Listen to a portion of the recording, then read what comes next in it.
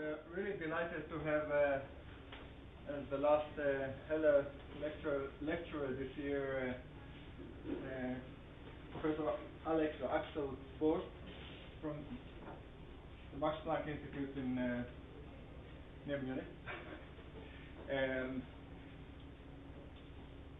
Axel is doing essentially what they call small system neuroscience. So ever since his PhD with Heisenberg, with Martin Heisenberg, I don't know if you work on flies or bees there. No, flies. And I think it's safe to say that he is really the king of the flies in the sense of the lord of the flies. The lord, yes.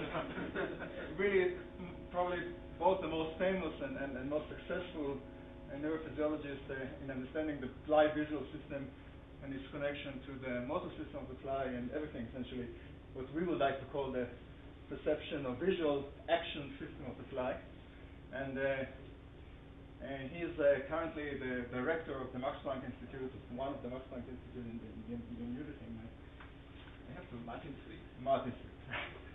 And as I said, I mean, he's doing really a wonderful combination of electrophysiology, genomics, and gene manipulations, and many other things probably that we'll hear about, trying to understand how this system really works. And I think it tells us, the cortex people, those who really try to understand, who believe that understand the brain means monkeys and mammals and humans, that there's really a lot to be learned from simple systems, or what we think of simple systems, and really how much we can really learn from this relatively sophisticated animals like the simple fly and the bees and many other things, the insects in general. So it's really a great pleasure to have you here. We had a lot of fun in the last 24 hours, and I feel like knowing you for many years now. The Heller lectures are a distinguished lecturer series supported by Mr. Michael Heller, who is generous enough to allow us to invite really the top scientists in the world to educate us. And as recognition of your being here, we award you this certificate as the Heller Lecture Series Lecturer in Computational Neuroscience, awarded by the Interdisciplinary Center for Neurocomputation and the Edmund and Lily Safra Center for Brain Sciences, to Alexander Borst for his contribution to academic inquiry and exchange, and it's signed by Ellen Elkin as the head of the PhD program and myself as the director. So welcome.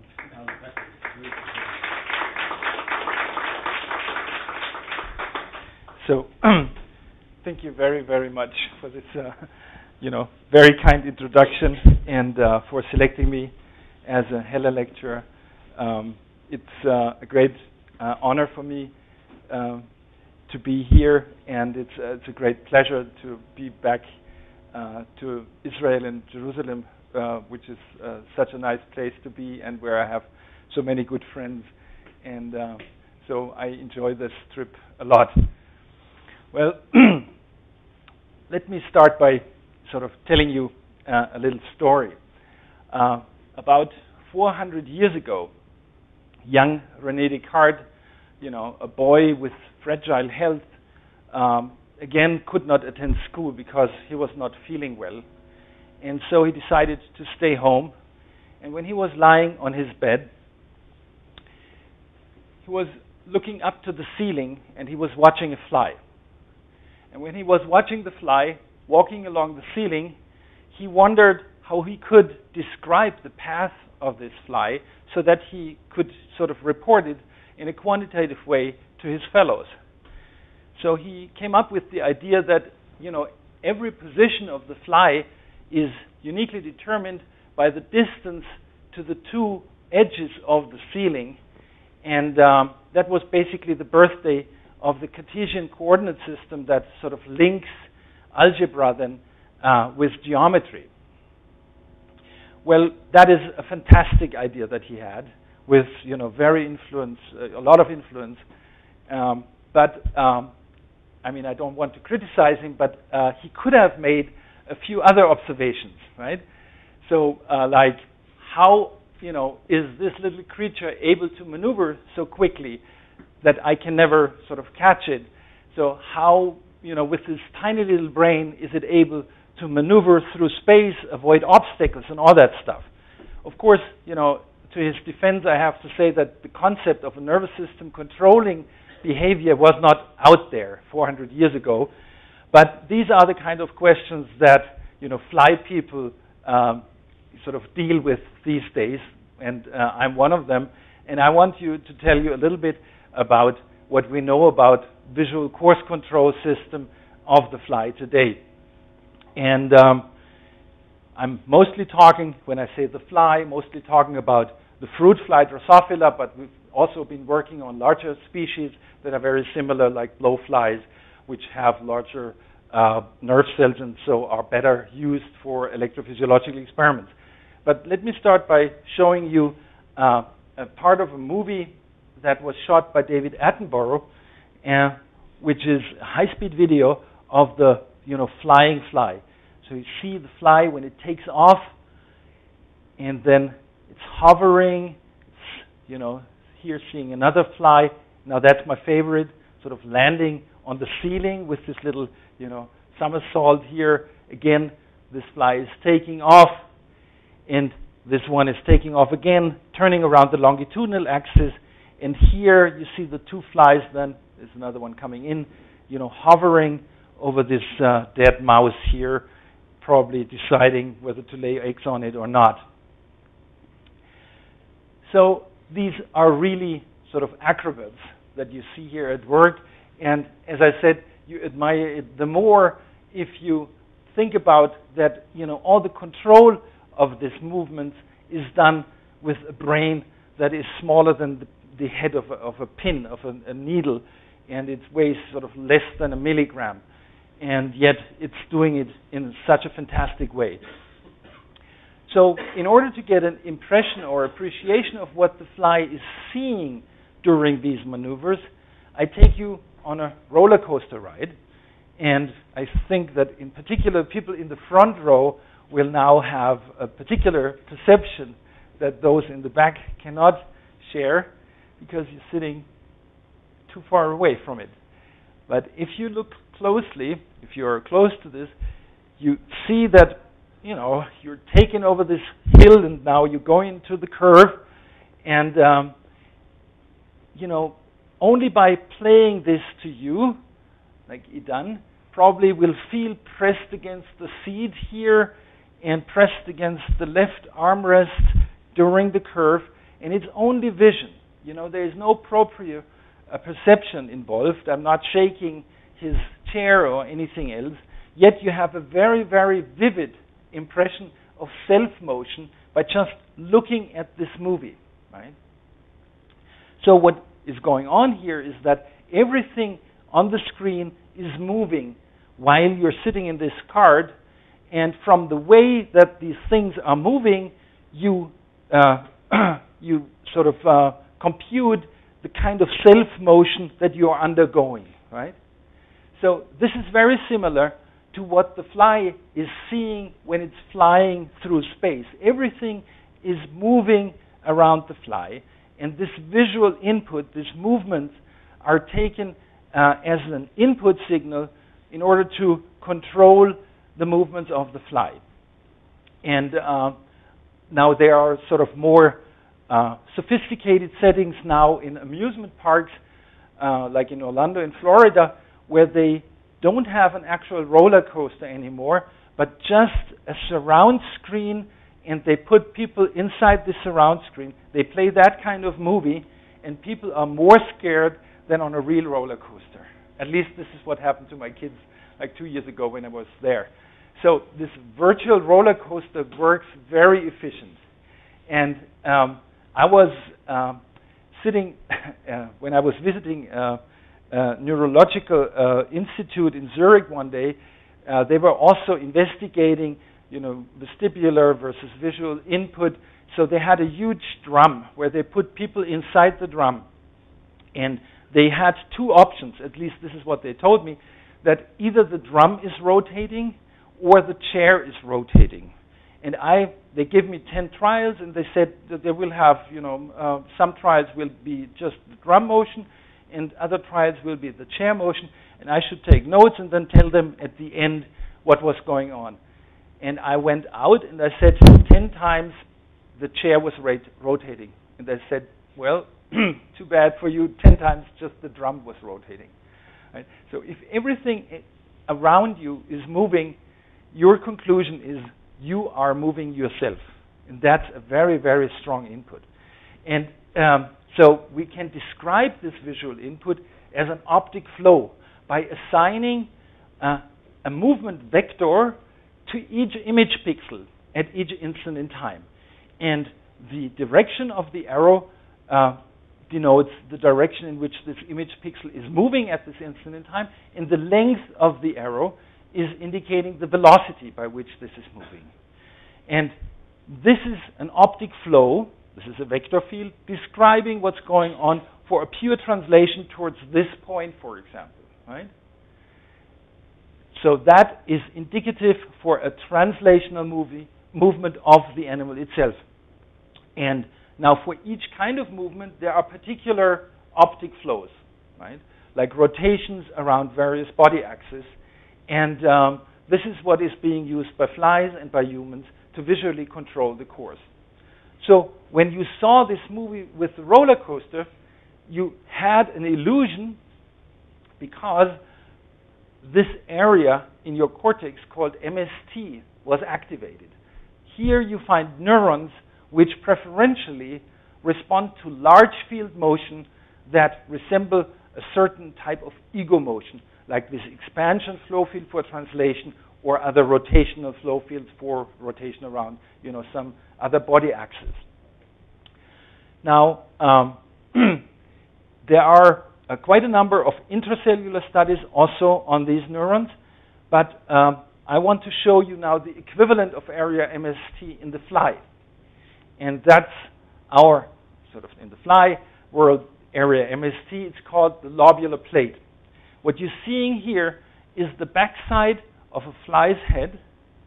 The fly is looking into the wall, and a colleague of mine has cut a hole here in the cuticle and has stained two of the cells that are sitting within the lobular plate with two differently fluorescent dyes, one green and one red. And these two cells are called VS cells. Now, the advantage of the fly for analyzing this optic flow visual course control system is that on each side of the fly's brain, there are only about 50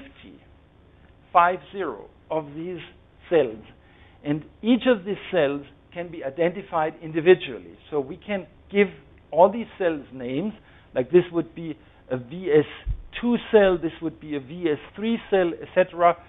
And we can repeatedly doing experiments on the same cell in different animals and then collect data about it. This is from the blowfly. In Drosophila, the number of these so-called tangential cells is either smaller. So we estimate about 20 to 25 different cells per lobular plate, per hemisphere in the fruit fly. So these cells respond to optic flow. And I'm going to show you now some data about the receptive field properties of these cells that will convince you about that. So about 15 years ago, Holger Krapp and Roland Hengstenberg, at that time both at the Biological Cybernetics Institute in Tübingen, discovered this remarkable structure of the receptive field of these tangential cells. What is plotted here is the local preferred direction of an individual tangential cell, and again, the vector direction points into the preferred direction of the cell at this location in visual space, and the length of the vector corresponds to the sensitivity of the cell for motion at this place in visual space. And the coordinates that I'm using here are spherical coordinates, so that is the azimuth that is going along this way, and this is elevation going from underneath you to over on top of you. So 0, 0 here is right in front of the fly. And as you can see, that this cell is excited the most by a rotational movement around the longitudinal body axis, or a little bit, to the side. And point is that now the different cells here sort of have different receptive fields, and I'm going to show you that by a set of data that Adrian Watz, at that time a grad student in the lab, in my lab, has collected.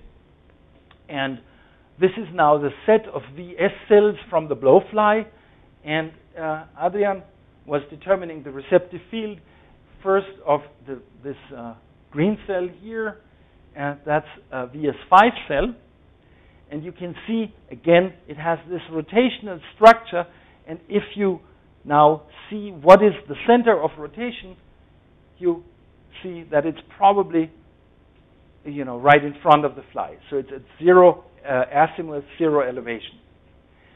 So any pattern, that has this circular structure with the center of rotation right in front of the fly would excite this cell the most. So now you can think about what type of ego motion has the fly to perform so that this cell is excited the most. Well, it's simply a counterclockwise rotation around the longitudinal body axis, right? Now, this is VS5. Now let's turn to VS7. VS7 again has that rotational flow field, but now the center of rotation is further, shifted to the right of the animal. Now this cell would be excited the most if the fly does a rotation around this oblique body axis. Yeah? Now again, another cell, VS9, has this rotational flow field. Now the center of rotation is even further to the right. This cell would be excited the most by a rotation of the fly around this transverse body axis. So the idea is that for each kind of movement of the fly, there is one cell in this set of tangential cells that is excited the most, and that can be used to signal visually what the fly did, and then can initiate counteractions in order to stabilize the flight. This is the idea behind this optic flow-based visual course control. And I'm going to summarize that here. When the fly is flying around, it creates by its own movement an optic flow that then is perceived by the photoreceptors, processed by several layers of neuropile until it reaches the lobular plate.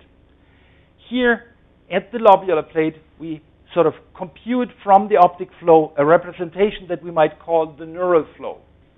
This excites a subset of the different tangential cells, and their activity then determines a certain fly visual course control maneuver that then is stabilizing the fly. So this is the loop that you will like to see, right? And in the rest of the time, I'm telling you now a little bit more about how it comes that actually these cells respond to a particular optic flow, how the processing is done through the photoreceptors, through these different layers of neuropil, and then I will also tell you about the evidence that we do have that these cells, in fact, do control course control maneuvers.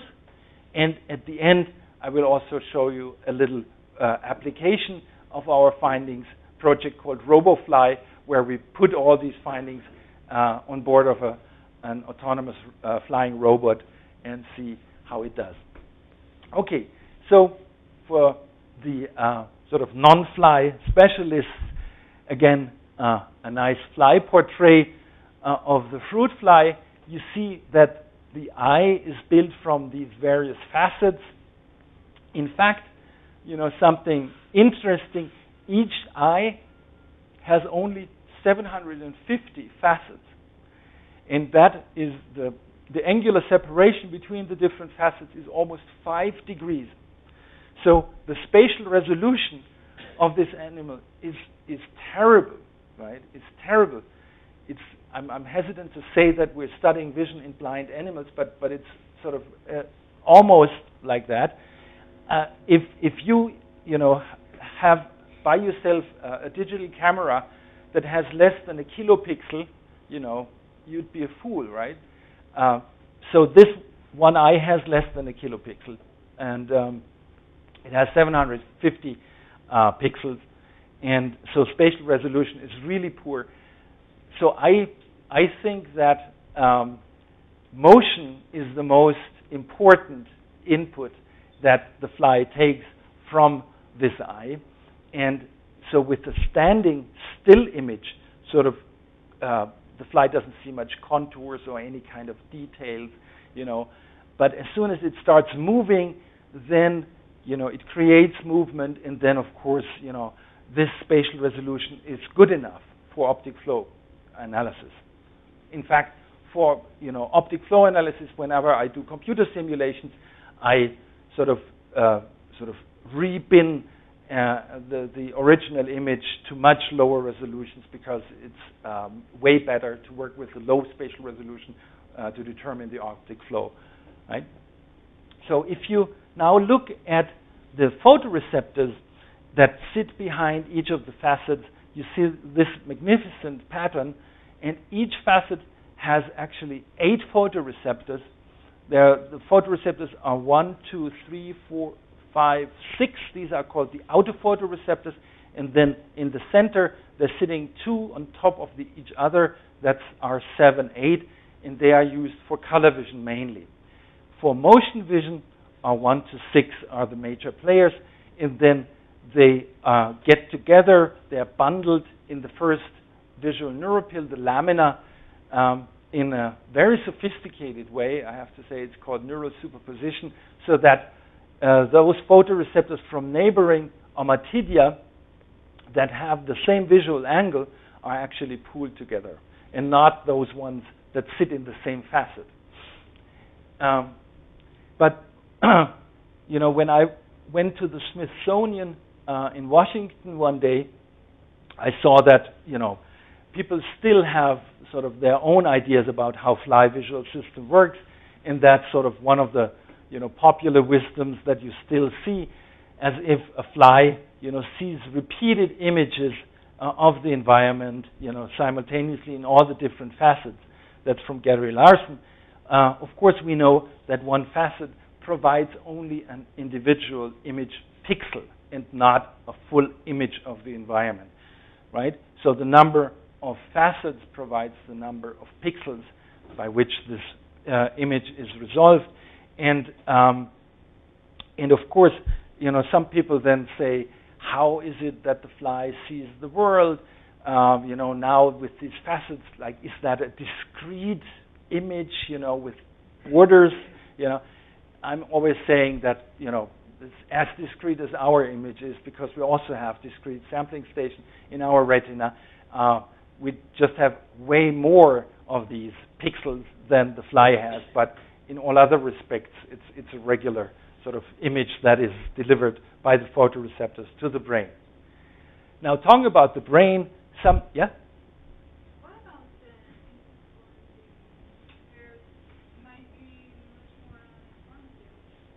the input from the movement of hairs? Oh, movement of hairs. Oh, yeah. So I'm focusing today on the visual system, but there are mechanoreceptors that the fly has that also inform the fly about ego motion, and it's in this case it's the hairs and it's halteres. These are little like gyroscopes that some of you might have seen in the movie that I showed. Before the fly takes off, there are these little things like appendages that start flapping, and these are called the halteres. They act as gyroscopes, and they also inform the fly about ego motion. However, it's like our vestibular system and our visual system. They sort of have different frequency domains in which they act. The visual input is the low frequency channel. The vestibular system is the high frequency channel. and the same thing accounts for the fly. That means that for any abrupt change, the vestibular system is very good in signaling, and so it overrides the visual system. For sort of slowly ongoing motions, then the vestibular system is not good in signaling, then it's all vision, right? So I wanted to say something about the fly's brain. Some people doubt that a fly has a brain at all. I always say it doesn't have just one, it has two brains. And if you dissect, that's a blowfly, if you dissect out the nervous system of the fly, then you see that it has the head ganglion, and in the thorax it has the thoracic ganglion. So these are, the same scale, right? So it's, 1 centimeter. You see here, that would be this length, and this is the size of the nervous system of a blowfly. And the head ganglion is connected to the thoracic ganglion with the cervical connective running through the neck of the fly. And, as a very crude first approximation, you can think that this is basically sensory, because most sensory organs are here, and this is like the motor center of the fly, housing all the motor neurons that provide input to the leg muscles and the wing muscles, right? But what is really interesting to see is that like 2/3 of the brain, of the head ganglion, are optic lobes. So these are dedicated to image processing. So you see sort of the importance of the visual system reflected in the amount of nervous tissue dedicated to the processing of this input. Now, when I talked about this processing change that leads from the optic flow to the neural flow,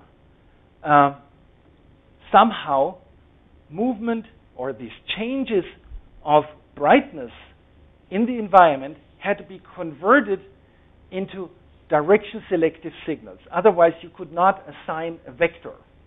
Now, a single photoreceptor, if you think about it, cannot tell you in which direction anything has moved. If, the photoreceptor is just looking this way, and I'm moving something from the right to the left and to the right again, the signal from the photoreceptor would have been just the same, right? So a single photoreceptor cannot discriminate the direction between the direction of motion. In order to discriminate the direction of motion, the signals of two photoreceptors have to be compared. And then you know which photoreceptor was activated first, which was second, and so on and so forth. So there was, yeah? Could it be that the temporal sequence of signals emitted by the photoreceptor onto the neuron downstream is used to infer this? Exactly. This is exactly true. So the temporal sequence of activation of the photoreceptors, of adjacent photoreceptors, has to be evaluated by some neural computation in order to determine the direction of motion. No, of a single photoreceptor. So could it be that? No, that wouldn't work, I think he means like the directional selectivity in the visual cortex, that due to the receptive fields which are constructed by inhibitory bands, then you would have a different sensitivity of the cells, but it's counting 2 or 3 cells to make. Yes. So if I just measure sort of light coming into, this photoreceptor, then, the signal from this photoreceptor could not tell the direction of motion. Because this is light, dark, light. The same thing applies for the opposite direction. So one mechanism that, computes from non-directional input a directional selective signal is the Reichardt detector, and named after his father, Werner Reichardt, and he proposed this type of model for direction selectivity, turning non-directional photoreceptor signals into a direction selective output signal.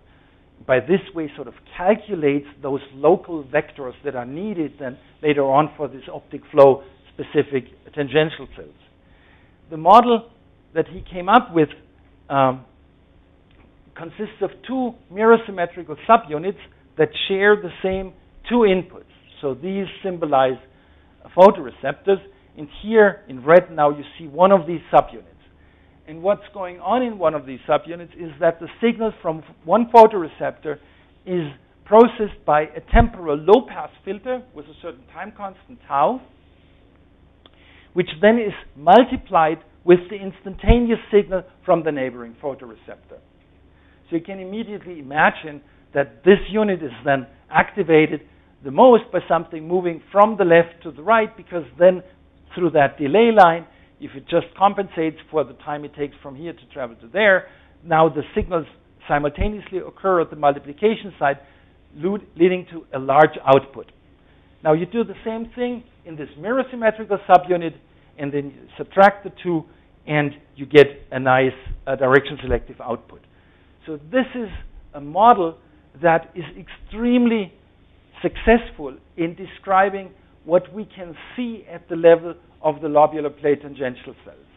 And it has withstood all critical tests, and my colleagues and I, published many papers about that, where we tested this model in depth and always came up that, even very counterintuitive sort of phenomena could be explained by this innocent-looking model. In my talk on Thursday, I will let you know what we know about the cells, the cellular implementation of this formal model. You know that this model simply says low-pass filtering, multiplying, subtraction, etc. It doesn't specify it in terms of neurons, nor does it assign any neuron types of the fly optic lobe to these various operations. But today, I just want to leave you with this formal description of the model, and just give you sort of a simulation, or so you can sort of appreciate a little bit of what's going on when something is moving over such an array of motion detectors. And I don't know, this is a little bit dark. These little red things here should symbolize the photoreceptors. They are followed by these low-pass filters in blue, and then you have 4 multipliers for a leftward, rightward motion, upward, and downward motion. Maybe I just start the simulation, and then we will see whether it works for you. Now, something's moving now to the right. It excites this photoreceptor. Now, all these low-pass filters go on. Now, it's moving further. This is holding the signal, and now you saw this thing being activated. The same thing going on here. It's holding the signal. Now you see this activated. Now it's further moving to the right. When this arm goes on, you see activity here. So always through this delay and compare mechanism, you activate the right unit, which then signals rightward motion. So the idea is that the tangential cells are being fed by this array of local motion detectors that extract local vectors from adjacent image points here. Now, in the lobular plate, you have a set, I said, in the blowfly it's about 50, in Drosophila it's about 20 different cells, which then receive the appropriate input from these local motion detectors, and by this way, then have these receptive fields the way that I described to you.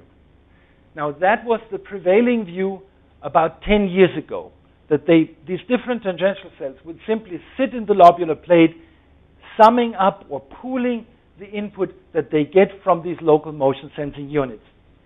But then Jürgen Haag in my lab discovered that these cells are connected to each other, and he did that by simultaneously recording from 2 of the tangential cells, like here, and using one electrode to inject current into one cell, recording from the other cell, and then doing the opposite thing, injecting current into the green cell, recording from the red cell, and then he realized that these cells were connected to each other because there was no visual input, right?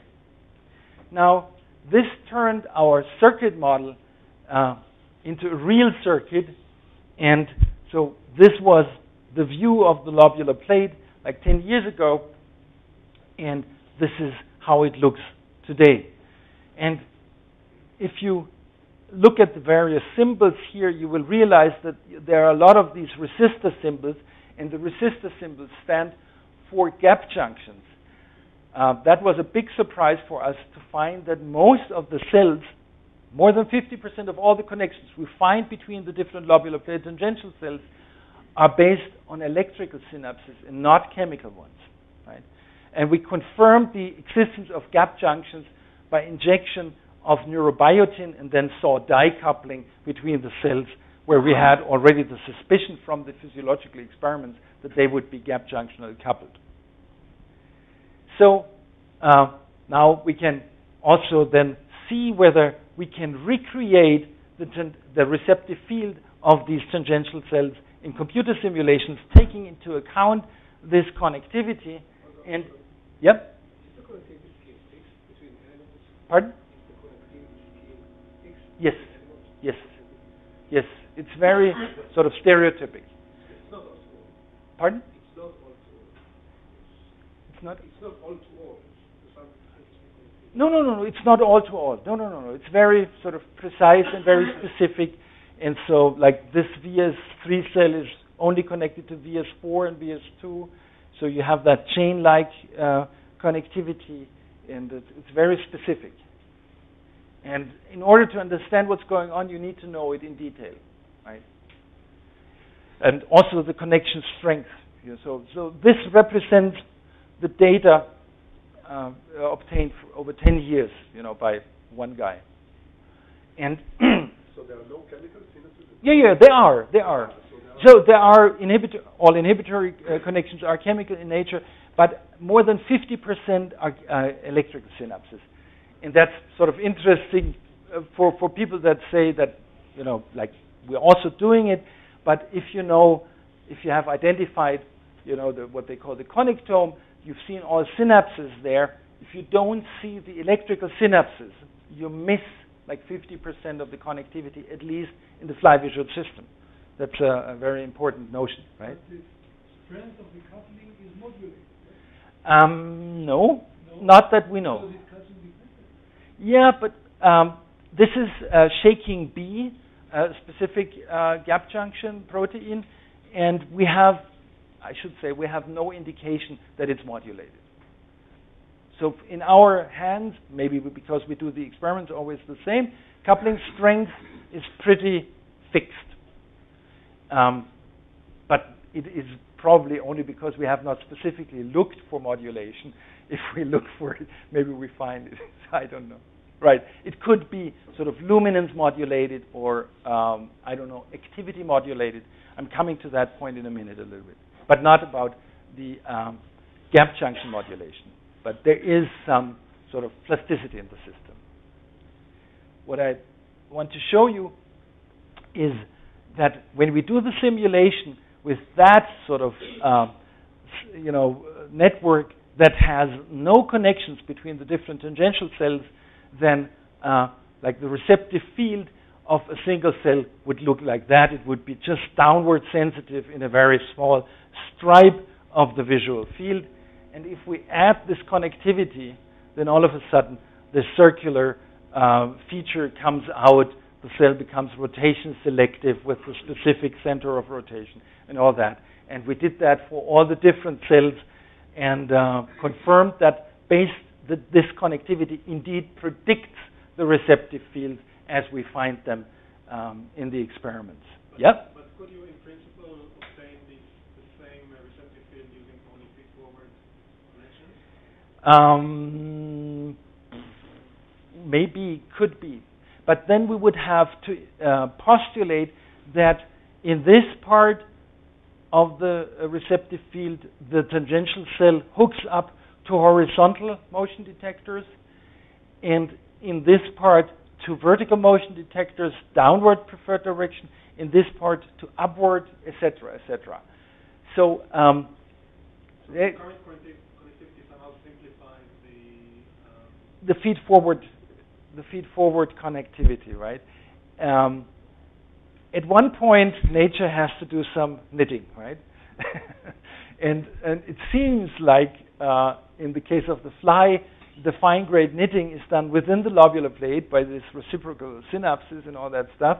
And so this then creates these receptive fields, but keeps the feed-forward sort of simple, right? Because each cell remains in its layer where it gets sort of a uniform and spatially confined input, right? But there are cells that branch with their dendrites in different layers of the lobular plate, and the different layers are thought to represent the different sort of cardinal directions of local motion vectors. And so these are cells then where it would also be determined in part by the feed-forward connectivity. And in fact, I have a project with Idan where we want to look into that into more detail. To what extent it's really just this connectivity or whether it's feed-forward connectivity. It's a very interesting point. So suppose, so does the circuit assume that the optical flow the fly is seeing is continuous? That is, suppose you gave it, showed it a movie in which it somehow moved discontinuously. Would the, so that is, what I'm asking is that, is one of these neurons using information from a neighboring neuron in order to... Oh, yeah. Yeah. It is through the connectivity between neighboring neurons that the receptive field of each individual cell is the way it is. That's right. Is it driven solely from the photoreceptors, or we have top-down inputs? At this stage, it's driven solely from the photoreceptors. If you record from neurons postsynaptic to those that innervate the neck muscles so they determine head movements, then all of a sudden multimodal input starts to come in, like what you suggested, proprioceptive input. In fact, those cells are then sensitive not only to the optic flow but also to mechanosensory hair stimulation. If you blow wind to the fly, those neurons respond. If the fly is moving the halteres, those, they get the haltere input, plus there is a central drive that if the fly gets into the flight mode, all of a sudden these neurons get excited. So multimodal integration seems to occur at the cells postsynaptic to these tangential cells. So I said in the beginning that I will present to you some evidence that we have now for the fact or the notion that these tangential cells indeed control turns and the movement of the fly, right? And this notion that the tangential cells do flight control is very, very old.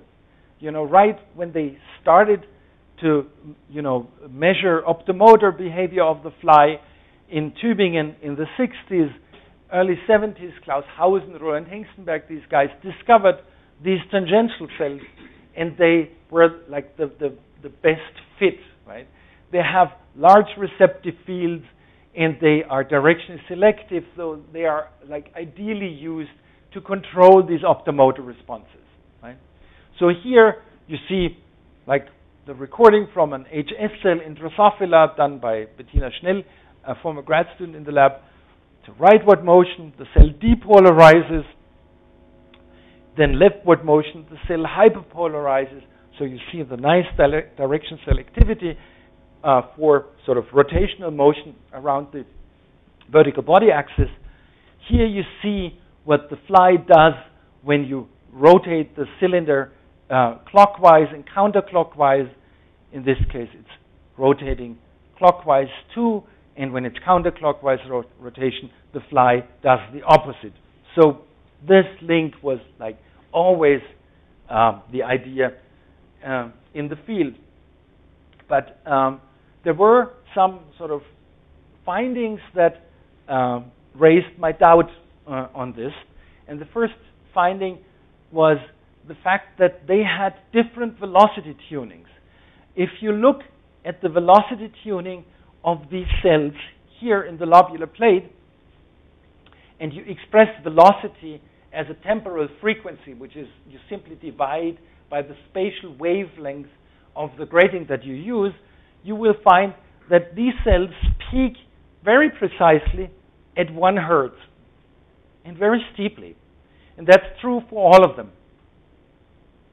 If you look at the optomotor response, you will find that the optomotor response peaks between 5 and 10 hertz and not at 1 hertz, right? At 1 hertz, the optomotor response is almost 0.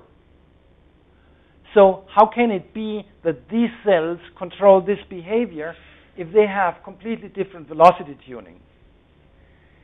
Now the answer, the resolution, so to say, is that these tuning curves were always measured in waxed down, passive, tethered flies that were not moving at all. Right? So the dissection of the fly is always such that you take it to a little plastic platform, wax it down, cut the wings, cut the legs, immobilize it, as much as possible. Then you do the recording, then you get that.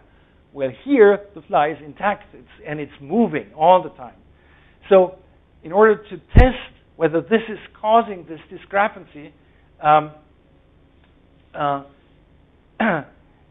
Nicola Jung in my lab and Jürgen Haag did experiments where they recorded from one tangential cell in a flying fly, tethered flying fly. And they did this recording under 2 conditions: when the fly was at rest and when the fly was flying. So this shows to you the setup that they've been using, an LED arena where they presented the pattern, and then this is looking down onto the fly, and this is like the fly preparation looks like, with a wax bridge that sort of bent the head forward a little bit so that then they could use another bent tungsten electrode to record extracellularly from H1, which is one of the tangential cells in the blowfly. And then they measured the tuning curve under the 2 conditions: when the fly was non-flying at rest and when the fly was flying. And what you can see is the amazing fact that when it's non-flying, it is, as it's described before by us and others, at around 1 or 2 hertz. And when the fly is flying, all of a sudden, you see this broadening of the velocity tuning towards larger frequencies, higher velocities. Something that I'm not showing here is that if we add octopamine to the non-flying fly, we get the same broadening. So the idea is that this activity of the fly leads to a release of octopamine, which then acts on the visual system and then makes a tuning, the velocity tuning of this motion detectors towards higher velocities. That is, we estimated, the change in the time constant of the motion detector would be like shrinking from 70 milliseconds to about 25 milliseconds under these conditions. Can it be the result of some feedback information from the model system back to the visual, something like this? It could be sort of more interesting, but the fact that we can simply sort of copy that by adding octopamine, says that maybe it's more simple. So this resolves the discrepancy, but still, the evidence that I told you that these cells do control the optomotor response is sort of correlational in nature. That is, sort of the response properties fit and the velocity tuning curves fit, so it fits together, but there's no causal relationship between the 2 things. Now, optogenetics these days is the way to find out about it, really establishing causal relationships. And I'm sure that many of you have heard of channel rhodopsin, which is a light-activated cation channel that was discovered by Ernst Bamberg and Hegemann and Nagel at the Max Planck Institute of Biophysics like 10 years ago, and then brought into neuroscience by Karl Deisseroth and colleagues. And what it is that it's a cation channel from an algae that is activated by light, and then if you shine light now on these neurons that have these channels incorporated in their membrane, they produce action potentials or they depolarize. Now, the power of genetics in Drosophila is that you can, once you have this construct, easily, build yourself a fly that has this gene encoding the channel rhodopsin in all its cells, but you can activate its expression in a selected cell type only by using the GAL4 UAS system. So here, this fly that's called the driver line produces a transcription factor from the yeast, GAL4, that then binds to this upstream activating sequence of the female, and the female is then carrying the channel rhodopsin gene, and only in those cells that express GAL4 will then channel rhodopsin be expressed, and that then can lead to expression of channel rhodopsin like in these 3 HS cells that we're interested in. Now, you have to be lucky in order to find a good driver line that gives you expression in those cells that you're interested in. So if you go to a fly meeting, it's like the market square in Old Jerusalem, like people are trading and dealing with flies, and you're sending around emails, and can I have that fly? I give you my flies. It's sort of a lively community. And once you've published, of course, you're obliged. You have to give away the flies.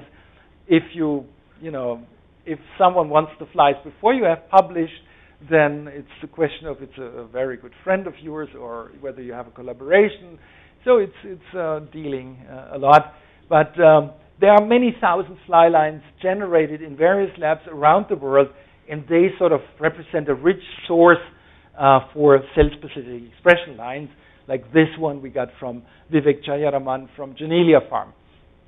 And now, the idea was that we now, with light, would like to activate those cells and then see whether the fly does a turning response of the head or of the whole body. But since this was the first time that we used that in the fly, we wanted to make sure that it really works. So Alex Maus, a postdoc in the lab, was then recording from these cells that express channel rhodopsin. And we used a specific variant that came out from Dijssel's lab that is a switchable ion channel. And it is a switchable ion channel means that you don't have to expose the channel to light all the time to remain open.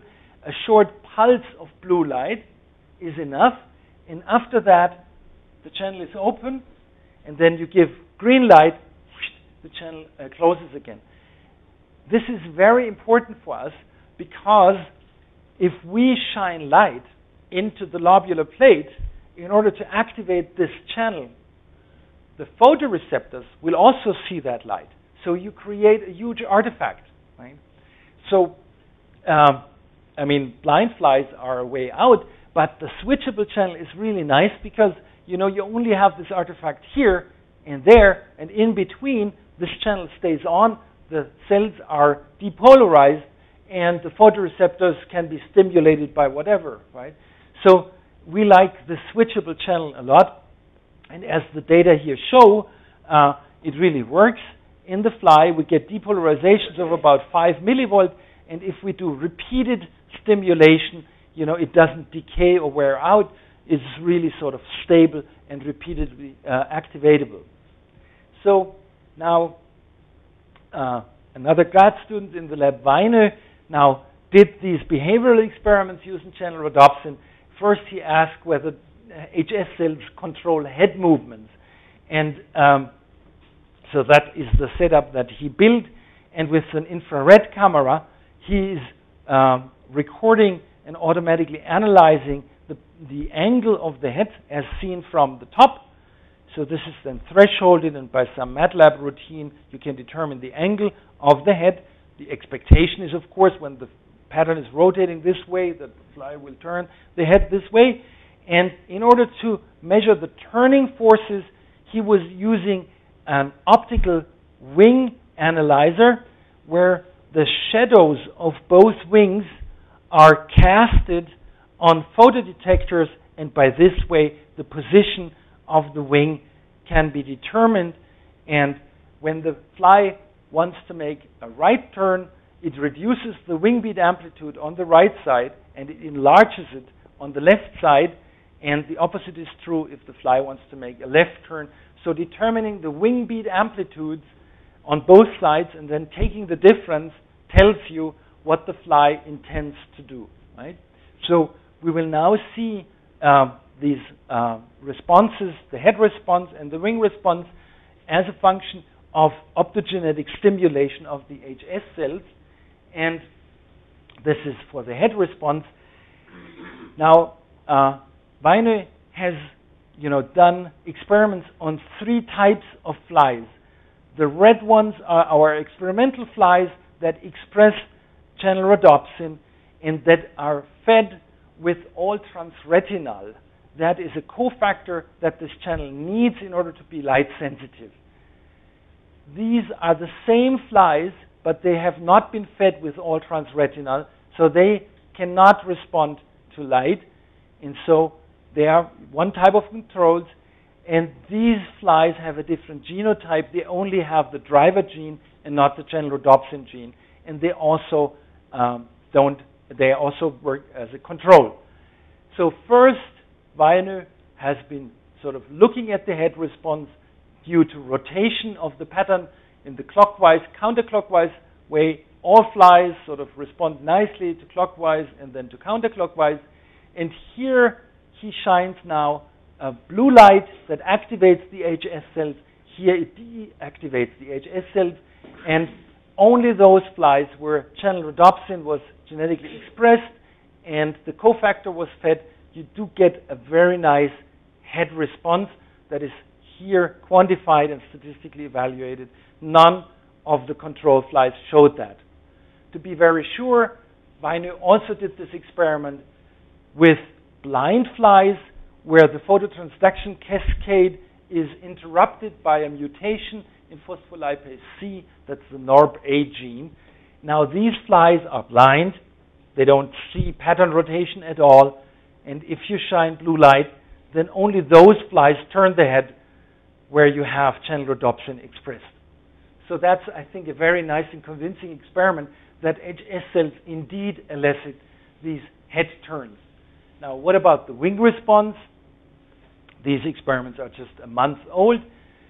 Same paradigm, but this time looking at the wing beat amplitudes. Again, the same, types of experimental and control flies. You see a very nice turning response to clockwise, counterclockwise rotation, and then only those flies that express channel rhodopsin show a significant response to the illumination with blue light. And again, you see the statistical significance here. And now the same thing with blind flies. Again, only those flies that express channel rhodopsin in the HS cell show a turning towards the activated side, and no others do it. So this is very convincing evidence, I think, that these lobular plate tangential cells indeed control and elicit the optomotor responses, something that doesn't come as a surprise in the field. It's been sort of the suspicion for many, many years, but to prove it is still, I think, pretty important. So is it just an impression? Yeah. In the blind, yeah. It's noisier and maybe bigger the response? Yeah. Did you consider that the two red responses look noisier in the blind? Yeah.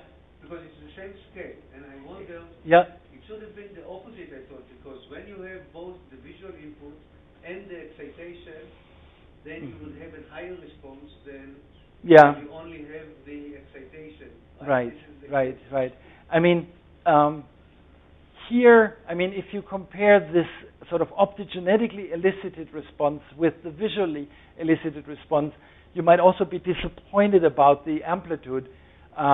Here we say, okay, you get a depolarization on one eye and a hyperpolarization on the other side because this is anti-preferred direction. And so this hyperpolarization on the other eye is missing when you optogenetically stimulate here, right?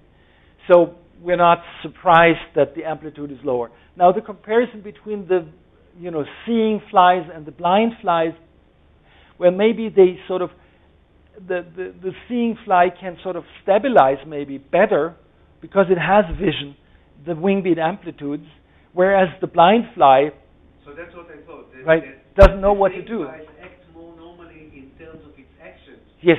And the blind fly does not produce the same movement. Right. That's why it's more noisy. Right. I mean, imagine yourself sitting in a rowing boat with no visual control. You might go in circles and do, I don't know, whatever your preferred side is, but you might, produce a lot of sort of a noise, so to say, in your motor output. I think in the previous slide it was even more evident. Yeah, here. Yeah. Oh, yeah. Yeah, look at that. It's much bigger, I think. Yeah, that's right. That's right. So, no, Yeah. it's not so. No, but the noise band the noise is bigger. the noise is again bigger in the blind flies than in the other flies. Yeah, but still the noise is bigger. If you look at the standard errors, I guess it is. Yeah. I mean, I think we don't have to expect sort of that stimulation of these three cells is like completely equivalent to a visual input. There's much more going on. And like the hyperpolarization on the opposite side, there will be for sure other cells also be stimulated that are not activated in this context. I don't know. There's a lot of network activity. If you think about this sort of circuit diagram that I showed to you, so that's all not there. But I think if we get a very significant behavioral response as following, optogenetic stimulation, then sort of I'm sort of happy enough. We cannot expect to sort of mimic the whole, behavior, including variance and noisiness or whatsoever. So to conclude, I want to show you our latest efforts in robotics, where we created a little RoboFly, where we basically put in on board of this quadricopter a very minute camera with the fisheye lens that is then followed by an FPGA, that's field programmable gate array,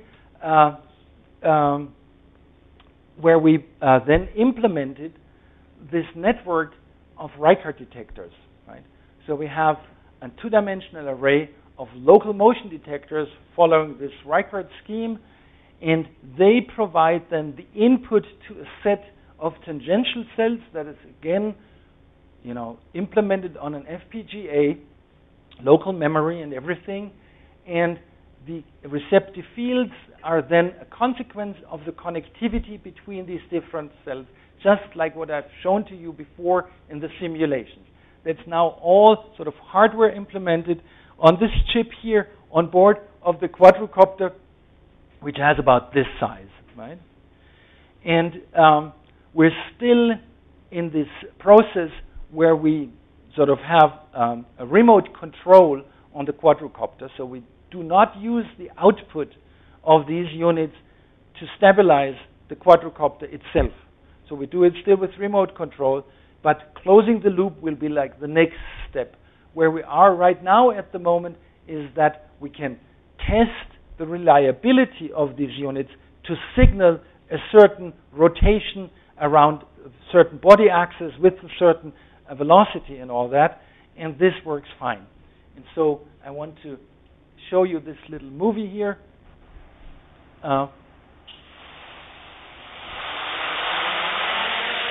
Sound. That's the quadricopter. This is a view through the fisheye lens, showing you the motion vectors that are provided by this array of Reichardt detectors, and these are the different VS cells. And when the sort of the RoboFly is dancing around, we can actually extract the axis of rotation by the zero crossing of the green dots. So now, like dancing a waltz, and the zero crossing here, sort of the activity of the green dots, is indicating the axis of rotation to us. And as I said, in the next step, we want to use these signals then to balance and stabilize the quadricopter, and then, hopefully we can then, sort of unleash the quadricopter and, use it as an autonomous flying robot. And with this, I'm at the end of my talk, and I thank you for your attention. Thank you very much.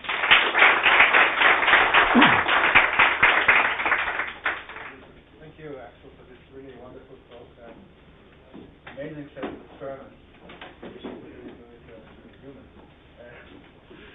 One question? So this system is for correcting misbehavior. What happens when the fly makes an intentional turn? So, that's correct.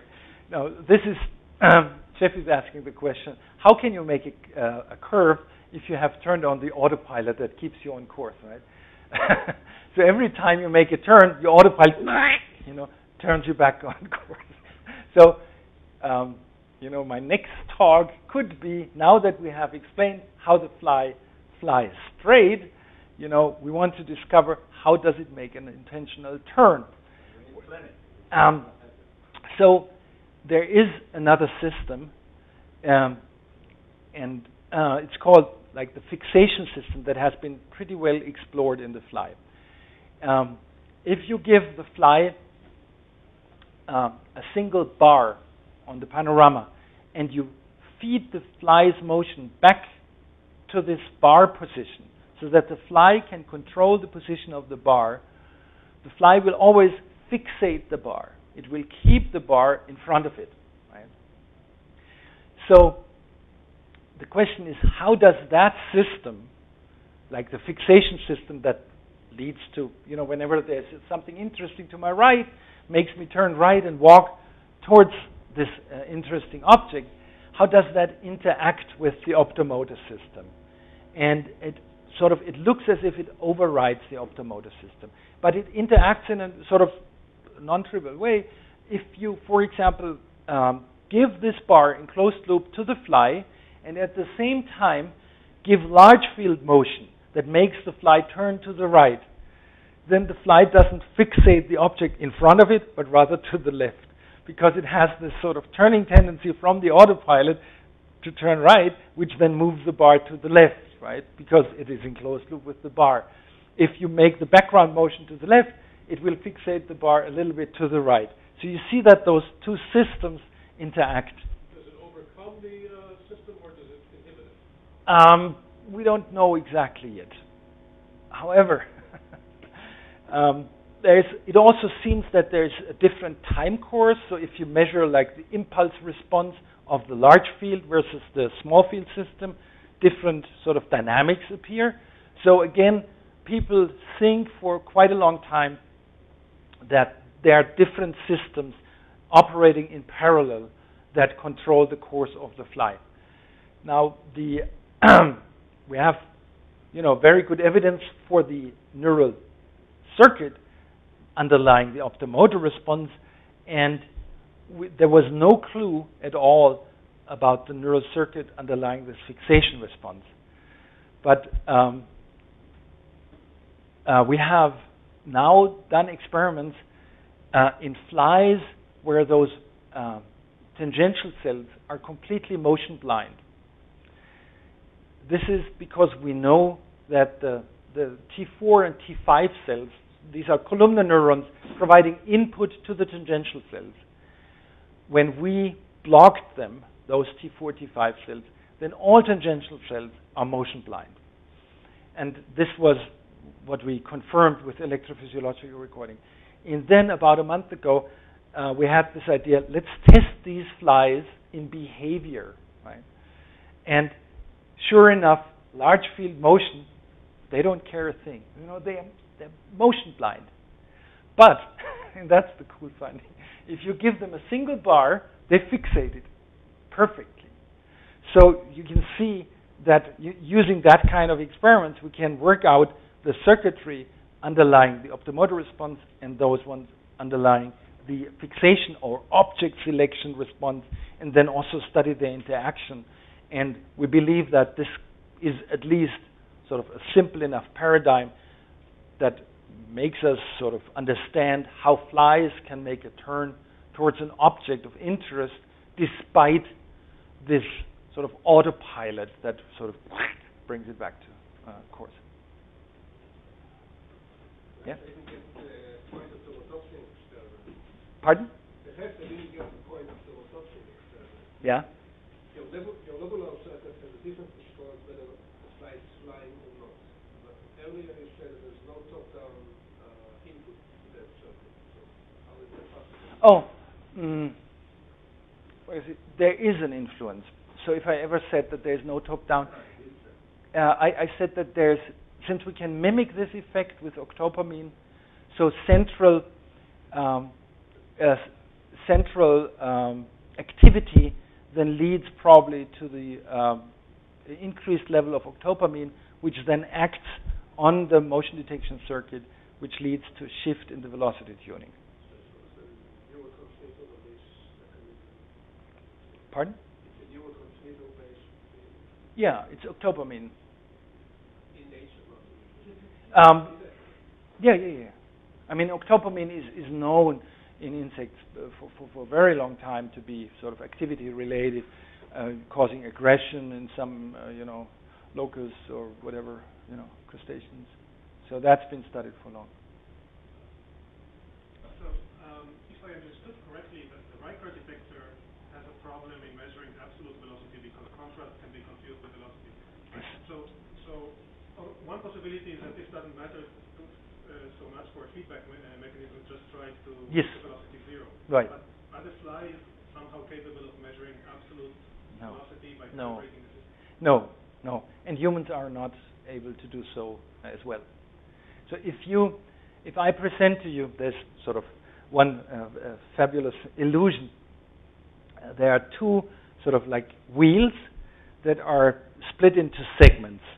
And one wheel is light, dark, light, gray, light, dark, light, gray, and the other one is black, white, black, white. So you have one high contrast sectored circle, and you have one low contrast sector circle, and they rotate, one clockwise, the other one counterclockwise. Then every time, those spokes meet, you realize that they rotate with the same velocity, but there is another voice inside of you saying, this one is faster. This one's faster. So high contrast objects seem to move faster.